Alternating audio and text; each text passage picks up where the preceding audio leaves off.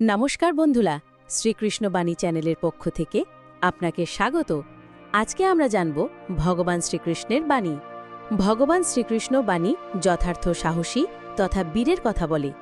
যারা শুধুমাত্র জয়ের চিন্তা করে তাদের ভুল শুধরাতে নিজের অপমান বোধ হয় না, বরং তাতে দ্বারা সঠিক শিক্ষা পাবার আনন্দ খুঁজে পান।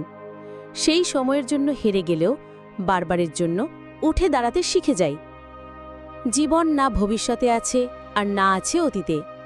জীবন তো কেবল এই মুহূর্তে আছে, অর্থাৎ এই মুহূর্তের অনুভব করাকেই জীবন বলে।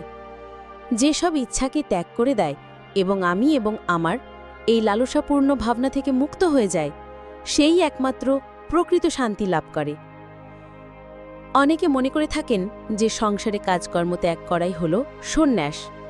কাজ মাত্রকেই কারা বন্ধন বা দুঃখের কারণ মনে করেন, তাই সকল রকম কাজই পরিত্যাজ্য মনে করেন। কিন্তু তারা ভুল করেন। কর্ম ত্যাগ করা নয়, কর্মফলের লোভকে ত্যাগ করাই হল আসল ত্যাগ বা সন্ন্যাস। নরকের তিনটে দরজা হয়: কামনা, ক্রোধ এবং লোভ।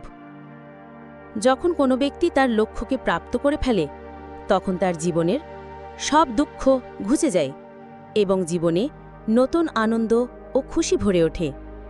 যার কাছে সুখ, দুঃখ, মান ও অপমান সবই সমান, সেই একমাত্র সিদ্ধ পুরুষ। দুর্বলই কেবল ভাগ্যের দোষারোপ করে, আর বীর ভাগ্যকে অর্জন করে। যে কোনো ব্যক্তি যা চায় জীবনে সেটাই হতে পারে, যদি সে বিশ্বাসের সাথে সেই বিষয়ের উপর চিন্তা করে। কর্ম করে যাও, কিন্তু ফলের চিন্তা করো না। অহংভাবই মানুষের মধ্যে বিভিন্নতা সৃষ্টি করে। অহংভাবের অভাব থাকলে পরমাত্মার সাথে বিভিন্নতার কোনো আর কারণই থাকে না। যেটা ঘটতে চলেছে সেটা ঘটবেই, যা ঘটবে না তা কখনোই ঘটবে না। এই রকম নিশ্চয়তাপূর্ণ মনোভাব যার মধ্যে আছে, তাকে দুশ্চিন্তা কখনোই কষ্ট দিতে পারে না। বাহ্যিক বস্তুর ত্যাগকে বাস্তবে ত্যাগ বলে না। আন্তরিক ত্যাগই হচ্ছে প্রকৃত ত্যাগ। আমাদের কামনা, মমতা, আসক্তি হচ্ছে বন্ধনযুক্ত, কিন্তু সংসার তা নয়। আত্মার জন্ম নেই, না কখনো মৃত্যু হয়। শরীর নষ্ট হয়ে গেলেও আত্মা নষ্ট হয় না। খালি হাত এসেছ, খালি হাত চলে যাবে। যা কিছু আজ তোমার, সেটা অন্যদিন কারো ছিল, পরশু সেটা আরও কারো হয়ে যাবে। আজ তুমি যে জিনিস নিজের বলে প্রসন্ন, সেটাই তোমার দুঃখের কারণ। যখনই সত্যের সাথে অসত্যের লড়াই হয়, তখন সত্য একা দাঁড়ায়, অসত্যের বাহিনী হয় বিশাল। কারণ তার পেছনে মূর্খ, লোভী, স্বার্থপর ও বিশ্বাসঘাতকেরা থাকে। হে অর্জুন, যবে যবে এই সংসারে ধর্মের অনিষ্ট হয়, এই সংসারে অধর্ম বৃদ্ধি পায়, তখন তখন ধর্মের রক্ষার জন্য এই পৃথিবীতে আমি আবার ঘুরে আসি। যে প্রাণী লোভ, লোহ, মায়া, ক্রোধ, অশান্তি, ঈর্ষা থেকে মুক্তি, আমি তার মধ্যে বিরাজ করি। হে অর্জুন, আমিই অতীত, আমিই বর্তমান, আমিই ভবিষ্যৎ। আমি সর্বপ্রাণীর মধ্যে বিরাজ করি।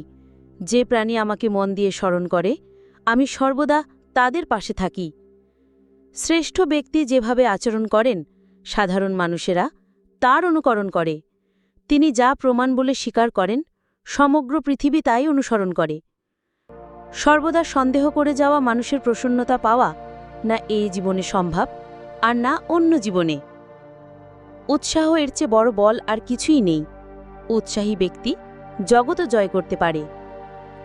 শুধুমাত্র মনই মানুষের মিত্র কিংবা শত্রু হয়ে থাকে। এই সংসার প্রতিটা মুহূর্তে পরিবর্তন হচ্ছে, আর পরিবর্তনশীল বস্তু সর্বদা অসত্যই হয়। সময় কখনো মানুষের নির্দেশিত পথে চলে না, মানুষকে সময়ের নির্দেশিত পথে চলতে হয়। যে বিষয়টি তোমার হাতে নেই, সেই বিষয়টি নিয়ে চিন্তা করে কোনো লাভ নেই। অগ্নি যেমন ধূম দ্বারা আবৃত থাকে, দর্পণ যেমন ময়লা দ্বারা আবৃত থাকে, অথবা গর্ভ যেমন জরায়ুর দ্বারা আবৃত থাকে, তেমনি জীবাত্মা বিভিন্ন মাত্রায় এই কামের দ্বারা আবৃত থাকে।